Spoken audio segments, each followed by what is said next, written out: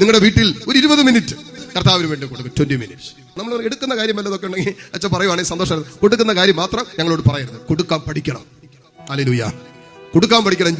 ജീവിതത്തിന്റെ സൗകര്യങ്ങള്, ജീവിതത്തിൽ ദൈവം തന്നത്, സമ്പാദ്യം, സൗകര്യങ്ങള്, കഴിവുകള്, മക്കള്, തലമുറകള് എല്ലാം ദൈവത്തിന് കൊടുക്കാൻ നമ്മൾ പഠിക്കണം.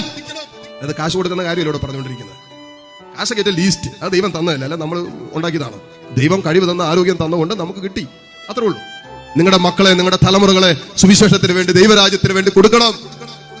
പോകട്ടെ. കർത്താവിനെ കുറിച്ച് കേട്ടിട്ടില്ലാത്ത ദേശങ്ങളിലേക്ക്, ഇടങ്ങളിലേക്ക്, കർത്താവിന്റെ സുവിശേഷം എത്തിയിട്ടില്ലാത്ത ജീവിതത്തിന്റെ കോണുകളിലേക്ക് നമ്മുടെ മക്കള്, നമ്മുടെ തലമുറകള് പോകട്ടെ. സുവിശേഷമായിട്ട് ഒരിക്കലും കണ്ടിട്ടില്ലാത്ത, കേട്ടിട്ടില്ലാത്ത ഒരു ദേശത്തേക്ക്, ഒരിക്കലും അറിഞ്ഞിട്ടില്ലാത്ത ഒരു ഭാഷയുടെ നടുവിലേക്ക് തോമാസ് ശ്ലീഹ വന്നതുകൊണ്ടല്ലേ നമ്മൾ ഇന്ന് വിശ്വാസികളായി, ക്രിസ്ത്യാനികളായി മാറിയതെങ്കിൽ നമുക്കൊരു ഉത്തരവാദിത്വമില്ലേ?